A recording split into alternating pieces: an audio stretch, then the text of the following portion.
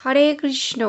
জয় শ্রী গ্রন্থরাজ শ্রীমদ্ভগবতম নারায়ণম নমস্কৃত্যং নরম চৈব নরোত্তমম দেবীং সরস্বতীং ব্যাসং ততো জয়মুদীরয়েৎ। নষ্টপ্রায়েষু অভদ্রেষু নিত্যং ভগবৎ সেবয়া ভগবতোত্তম শ্লোকে ভক্তিভবর্তি নৈষ্টিকে। শ্লোক নাম্বার 27। তস্মিन् তদা লব্ধো রুচে মহামতে প্রিয়শ্রবসি অস্থখিলিতামতি মম জয়া অহম এতৎ স অসৎ মায়য়া পশ্য ময়ি ব্রহ্মাণি কল্পিতম। অনুবাদ: হে মহর্ষি, পরমেশ্বর ভগবানের প্রতি রুচি লাভ করা মাত্রই ভগবানের মহিমা শ্রবণে আমি স্থির মতিসম্পন্ন হয়েছিলাম। সেই রুচি যত বৃদ্ধি পেতে থাকে ততই আমি বুঝতে পারি যে আমার অজ্ঞানতার ফলে আমাকে এই স্থূল এবং শুষ্ক শরীর গ্রহণ করতে হয়েছে।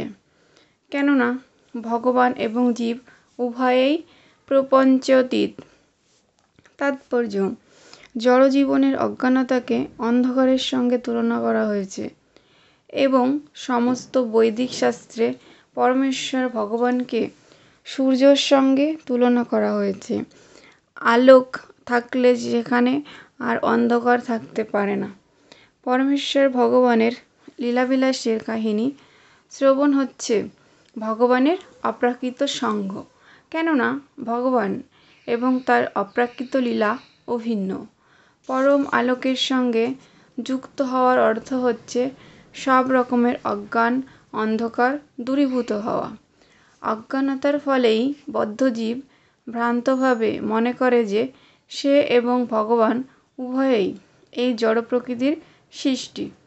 কিন্তু প্রকৃতপক্ষে পরমেশ্বর ভগবান এবং জীব উভয়েই অপ্রাকৃত এবং প্রকৃতিতে তাদের করণীয় কিছুই নেই।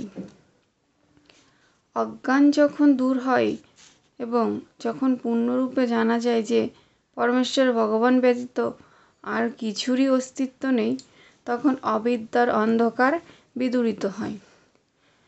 যেহেতু স্থূল এবং সূক্ষ্ম উভয় শরীরই পরমেশ্বর ভগবানের থেকে প্রকাশিত, তাই জ্ঞানের আলোক সেই উভয় শরীরকেই ভগবানের সেবায় নিযুক্ত করে। কায়িক পরিশ্রমের দ্বারা স্থূল শরীরকে ভগবানের সেবায় যুক্ত করতে হয়। যেমন ভগবানের জন্য জল আনা, মন্দির পরিষ্কার করা অথবা প্রণতি নিবেদন করা। অর্চন পদ্ধতির দ্বারা অথবা মন্দিরে ভগবানের পূজার দ্বারা স্থূল শরীর ভগবানের সেবায় যুক্ত হয়। তেমনি সূক্ষ্ম মনকে ভগবানের অপ্রাকৃত লীলাবিলাসের কাহিনী শ্রবণ, স্মরণ, তার নাম উচ্চারণ ইত্যাদির দ্বারা ভগবানের সেবায় যুক্ত করতে হয়। এই ধরনের সমস্ত কার্যকলাপগুলি প্রপঞ্চাতীত। এছাড়া অন্য কোনোভাবে স্থূল এবং সূক্ষ্ম শরীরকে ভগবানের সেবায় নিয়োগ করা যায় না। পারমার্থিক কার্যকলাপ সম্বন্ধে এই উপলব্ধি তখন সম্ভব হয় যখন বহু বছর ধরে ভগবানের প্রেমময়ী সেবায় শিক্ষালাভ করে ভগবানের প্রতি স্বতঃস্ফূর্ত অনুরাগ লাভ হয়, যা নারদ মুনিকে ক্ষেত্রে হয়েছিল। ভগবানের কথা শ্রবণ করার ফলে তিনি গভীরভাবে প্রভাবিত হয়েছিলেন। শ্লোক নাম্বার 28। ইথম শরৎ প্রাশিকৌ ঋতু হরে বৃষিণবত মে অনুসবম যশো অমলম সংকীর্তমানম মুনিভিঃ মহাত্মভিঃ ভক্তি প্রবৃত্ত আত্মরজতম অপহা। অনুবাদ: এইভাবে বর্ষা এবং শরৎ এই দুই ঋতুতে সেই মহান ঋষিদের দ্বারা কীর্তিত পরমেশ্বর ভগবান শ্রীহরির কীর্তন শোনার সৌভাগ্য আমার হয়েছিল। ভগবৎ ভক্তির প্রতি আমার প্রবৃত্তি যখন প্রবাহিত হতে শুরু করল, তখন রজ এবং তমগুণের আবরণ বিদূরিত হয়ে গেল। তাৎপর্য: পরমেশ্বর ভগবান ভালোবাসার স্বাভাবিক প্রবৃত্তি প্রতিটি জীবেরই রয়েছে। সকলেরই মধ্যে সেই প্রবণতাটি সুপ্তভাবে রয়েছে, কিন্তু জড়া প্রকৃতির সঙ্গ প্রভাবে অনাদিকাল ধরে তা রজ ও তমগুণের আচ্ছাদনে আচ্ছাদিত। পরমেশ্বর ভগবানের কৃপায় অথবা তার মহদাশয় ভক্তের কৃপায় যদি জীব ভগবানের শুদ্ধ ভক্তের সঙ্গ লাভ করার সৌভাগ্য অর্জন করে এবং ভগবানের অমল মহিমা শ্রবণ করার সুযোগ পায়, তাহলে অবশ্যই নদীর স্রোতের মতো ভক্তির প্রবাহ প্রভাবিত হতে শুরু করে। নদী যেমন সমুদ্রে মিলিত হওয়া পর্যন্ত অপ্রতিহতভাবে প্রভাবিত হতে থাকে, তেমনি শুদ্ধ ভক্তের সঙ্গ প্রভাবে শুদ্ধ ভগবৎ ভক্তিরও চরম লক্ষ্য ভগবৎ প্রেম লাভ পর্যন্ত অপ্রতিহতভাবে প্রভাবিত হতে থাকে। ভগবৎ ভক্তির এই প্রবাহ রোধ করা যায় না, পক্ষান্তরে তা অন্তহীনভাবে প্রভাবিত হতে থাকে। ভগবৎ ভক্তির প্রভাবে এতই শক্তিশালী প্রভাব যে তার দর্শনের ফলেও রজ এবং তমগুণের প্রভাব থেকে মুক্ত হওয়া যায়। এইভাবে প্রকৃতির এই দুটি গুণের প্রভাব বিদূরিত হয় এবং জীব তার স্বরূপে অধিষ্ঠিত হয়ে জড়জগতের বন্ধন থেকে মুক্ত হয়। শ্লোক নম্বর 29। তস্য এবং মে অনুরক্তস্য প্রসিতস্য হত এনশ শ্রদ্ধোধানস্য বাল্যস্য দান্তস্য অনুচরস্য চ। অনুবাদ: আমি সেই ঋষিদের প্রতি অত্যন্ত আসক্ত হয়েছিলাম।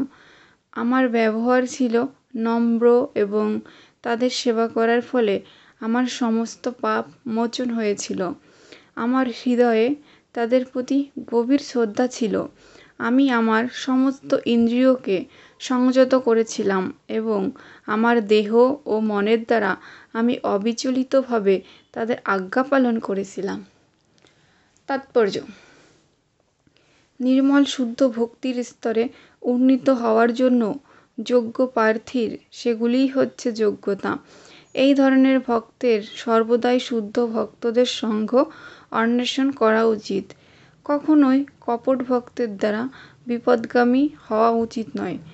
শুদ্ধ ভক্তের অভিলাষী জনকে অবশ্যই সরল এবং বিনম্র চিত্তে এই ধরনের শুদ্ধ ভক্তের নির্দেশ গ্রহণ করতে হয়। শুদ্ধ ভক্ত হচ্ছেন পরমেশ্বর ভগবানের চরণে সর্বতোভাবে নিবেদিত আত্মা। তিনি জানেন যে পরমেশ্বর ভগবানই হচ্ছেন পরম ঈশ্বর এবং অন্য সকলেই হচ্ছেন তার সেবক। অসৎসঙ্গ প্রভাবে সঞ্চিত পাপ কেবল শুদ্ধ ভক্তের সঙ্গ প্রভাবেই মোচন হয়।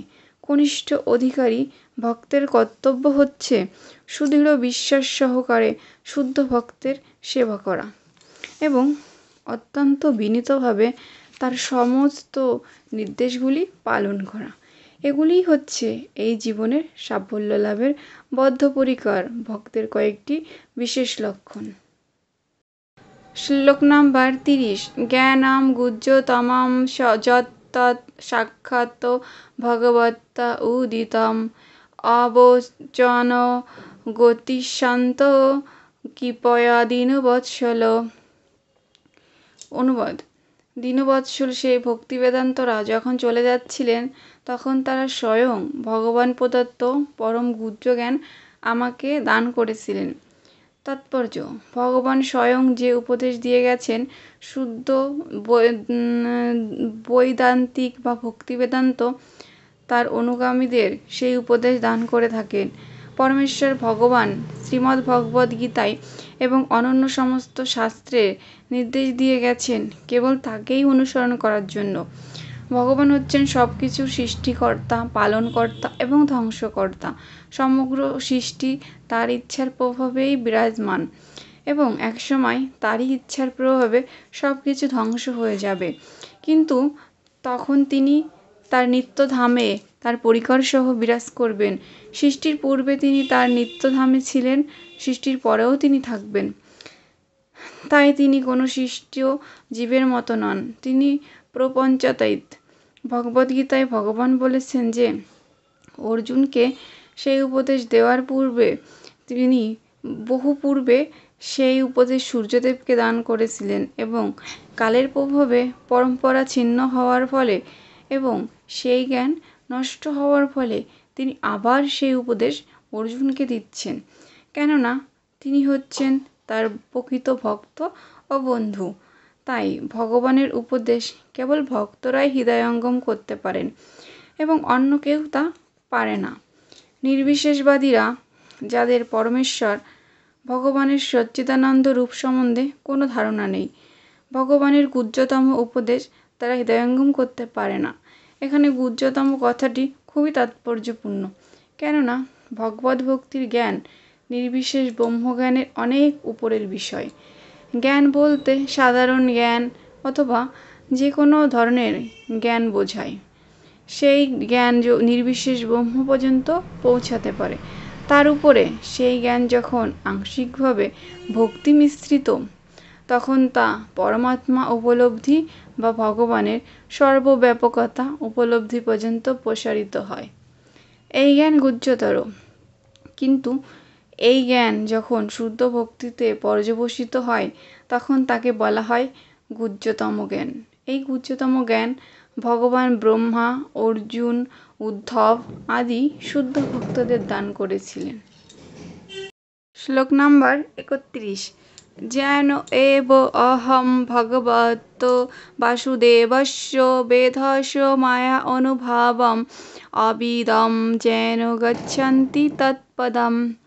অনুবাদ: সেই গুহ্যতম জ্ঞানের প্রভাবে আমি সব কিছুর সৃষ্টিকর্তা, পালনকর্তা এবং ধ্বংসকর্তা পরমেশ্বর ভগবান শ্রীকৃষ্ণের শক্তির প্রভাব স্পষ্টভাবে হৃদয়ঙ্গম করতে পেরেছিলেন। তা জানার ফলে সহজেই তার কাছে ফিরে যাওয়া যায় এবং তার সাক্ষাৎ লাভ করা যায়।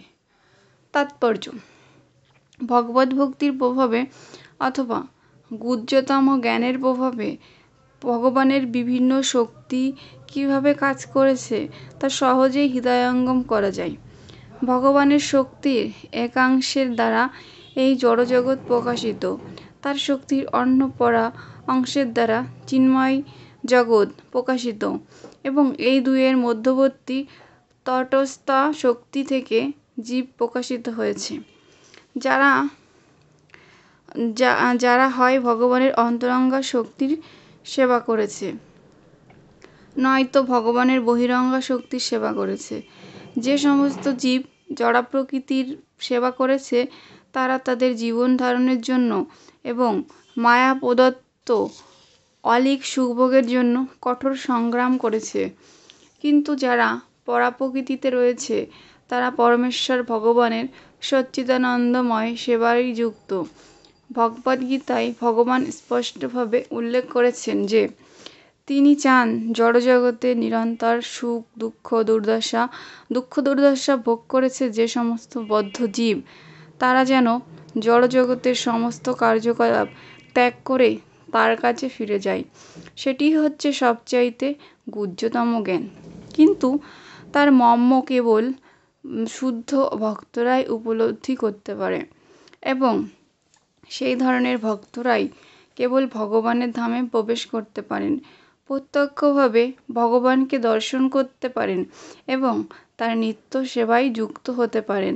তার একটি সুন্দর দৃষ্টান্ত হচ্ছে নারদ মুনি স্বয়ং, যিনি সেই নিত্য জ্ঞানময় এবং আনন্দময় স্তরে অধিষ্ঠিত। নারদ মুনির পদাঙ্ক যিনি অনুসরণ করেন তার কাছেও সেই পথ উন্মুক্ত। শ্রুতির নির্দেশ অনুসারে পরমেশ্বর ভগবানের অনন্ত শক্তি রয়েছে এবং সেগুলিকে উপরোক্ত তিনটি প্রধান স্তরে বিভক্ত করা যায়। শ্লোক নাম্বার 32। এতৎ সংসূচিতম ব্রহ্মণো তাপত্রয় চিকিৎসিতম যৎ ঈশ্বরে ভগবতি কর্ম ব্রহ্মাণি ভাবিতম। অনুবাদ: হে ব্রাহ্মণ, শাস্ত্রজ্ঞরা বলে গেছেন যে ত্রিতাপ দুঃখ নিরাময়ের সর্বশ্রেষ্ঠ উপায় হচ্ছে পরমেশ্বর ভগবান শ্রীকৃষ্ণের উদ্দেশ্যে সমস্ত কর্ম সমর্পণ করা। তাৎপর্য: শ্রী নারদ মুনি ব্যক্তিগতভাবে উপলব্ধি করেছেন যে সব রকমের দুঃখ উপশম করা বা ভববন্ধন থেকে মুক্ত হওয়ার সবচাইতে ব্যবহারিক এবং সবচাইতে সরল পন্থা হচ্ছে প্রামাণিক এবং নির্ভরযোগ্য সূত্র থেকে পরমেশ্বর ভগবানের অপ্রাকৃত কার্যকলাপের বর্ণনা বিনীতভাবে শ্রবণ করা। সেটি হচ্ছে একমাত্র ঔষধ। জড়জগতের অস্তিত্ব অত্যন্ত দুঃখময়। মূর্খ মানুষেরা তাদের ক্ষুদ্র বুদ্ধি দিয়ে আদি আত্মিক, আদি দৈবিক এবং আদি ভৌতিক এই ত্রিতাপ দুঃখ থেকে মুক্ত হওয়ার নানারকম উপায় উদ্ভাবনা করেছেন। সমস্ত পৃথিবী এই ত্রিতাপ দুঃখ থেকে মুক্ত হওয়ার জন্য নানাভাবে সংগ্রাম করছে, কিন্তু মানুষ জানে না যে ভগবানের অনুমোদন ছাড়া কোনো পরিকল্পনা অথবা প্রচেষ্টা তাদের এই ত্রিতাপ দুঃখ থেকে মুক্ত করতে পারে না এবং তাদের বহু আকাঙ্ক্ষিত শান্তি দান করতে পারে না। ওষুধ দিয়ে রোগীর রোগ নিরাময়ের চেষ্টা অর্থহীন যদি তা ভগবানের অনুমোদিত না হয়। নৌকা যতই মজবুত বা উপযুক্ত হোক না কেন, ভগবান অনুমোদন না করে থাকলে তাতে চড়ে নদী বা সমুদ্র পার হওয়া যায় না। আমাদের জানতে হবে যে পরম অনুমোদন কর্তা হচ্ছেন পরমেশ্বর ভগবান এবং আমাদের সমস্ত প্রচেষ্টার চরম সাফল্যের জন্য অথবা সাফল্যের পথে সমস্ত প্রতিবন্ধকগুলি দূর করার জন্য আমাদের সমস্ত প্রচেষ্টাগুলি ভগবানের করুণার কাছে সমর্পণ করতে হবে। ভগবান সর্বব্যাপ্ত, সর্বশক্তিমান এবং সর্বজ্ঞ। সব রকমের সৎ এবং অসৎ কার্যেই তিনি হচ্ছেন পরম অনুমোদনকারী। তাই আমাদের কর্তব্য হচ্ছে ভগবানের করুণার উদ্দেশ্যে আমাদের সমস্ত কার্যকলাপ সমর্পণ করা এবং নির্বিশেষ ব্রহ্ম, পরমাত্মা অথবা পরমেশ্বর ভগবান রূপে তাকে মেনে নেওয়া। জাতি, ধর্ম এবং বৃত্তি নির্বিশেষ সকলেরই কর্তব্য হচ্ছে পরমেশ্বর ভগবানের সেবায় উদ্দেশ্যে সব কিছু নিবেদন করা। কেউ যদি বিদগ্ধ পণ্ডিত হন, বৈজ্ঞানিক হন, দার্শনিক হন, কবি হন, তাদের সকলেরই কর্তব্য হচ্ছে পরমেশ্বর ভগবানের পরমেশ্বরত্ব প্রতিষ্ঠা করার জন্য তাদের জ্ঞানের সদ্ব্যবহার করা। তাদের কর্তব্য হচ্ছে জীবনের প্রতিটা ক্ষেত্রে ভগবানের শক্তিকে বুঝবার চেষ্টা করা, তাকে অঙ্গীকার করে তার মতো হওয়ার চেষ্টা করা, অথবা একটু জ্ঞান অর্জন করে তার সমকক্ষ হওয়ার চেষ্টা করা কখনো উচিত নয়। কেউ যদি পরিচালক হন, রাজপুরুষ হন, যোদ্ধা হন, রাজনীতিবিদ হন, তাহলে তাদের কর্তব্য হচ্ছে তার উপযুক্ত যোগ্যতা দিয়ে ভগবানের শ্রেষ্ঠত্ব প্রতিষ্ঠা করার চেষ্টা করা। অর্জুন যেভাবে ভগবানের জন্য যুদ্ধ করেছিলেন, সেইভাবেই ভগবানের জন্য যুদ্ধ করতে হবে।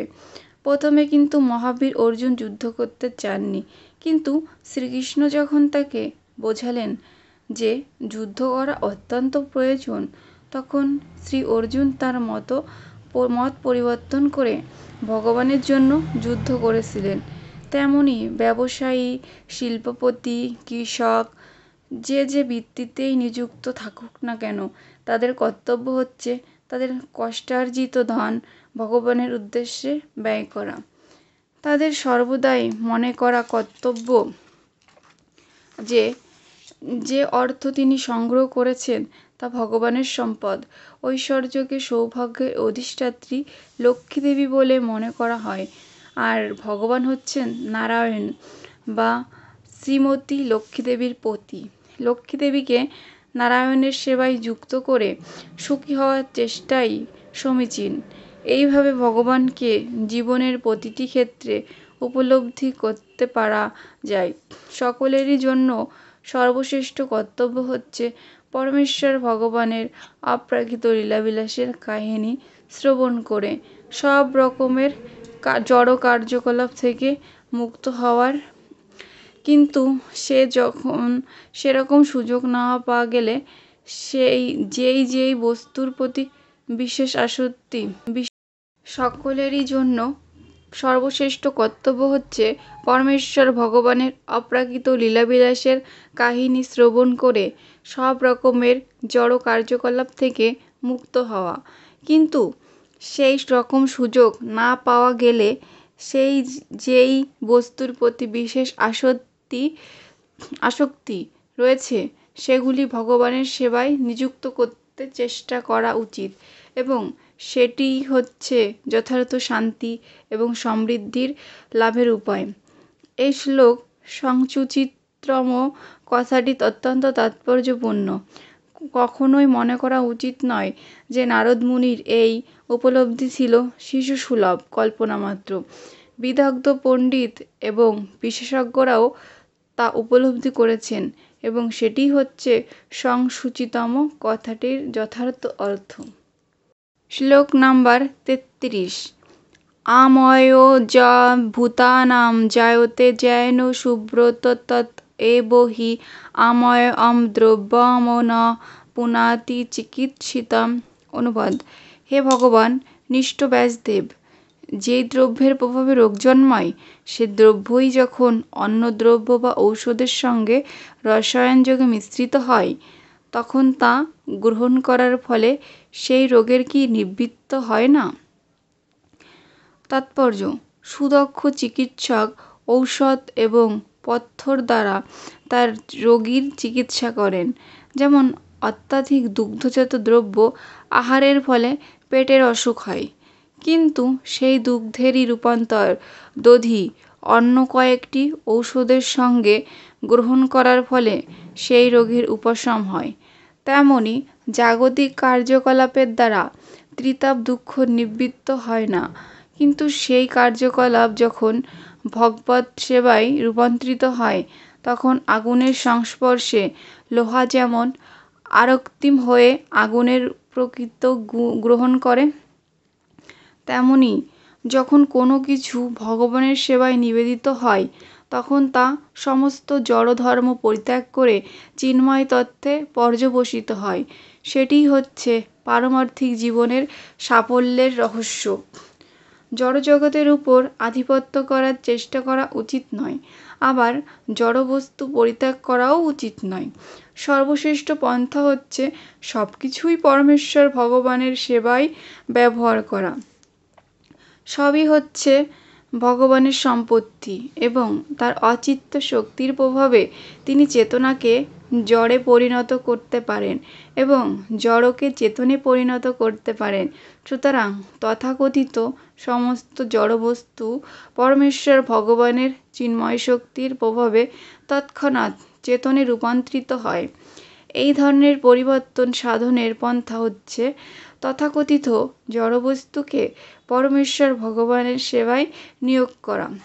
সেটিই হচ্ছে আমাদের ভবরোগ নিরাময়ের উপায়, এবং তা করার ফলে আমরা চিন্ময় স্তরে উন্নীত হতে পারি, যেখানে কোনো দুঃখ নেই, অনুশোচনা নেই এবং ভয় নেই। এইভাবে সব কিছুই যখন ভগবানের সেবায় যুক্ত হয় তখন আমরা অনুভব করতে পারি যে সবই পরম ব্রহ্মময়। সর্বম খলিবদম ব্রহ্ম, এই মন্ত্রটি আমরা এইভাবে উপলব্ধি করতে পারি। শ্যামসুন্দর ডিভাইন চ্যানেলটি সাবস্ক্রাইব করুন আর নিত্য ভাগবত পাঠ শ্রবণ করুন। হরে কৃষ্ণ।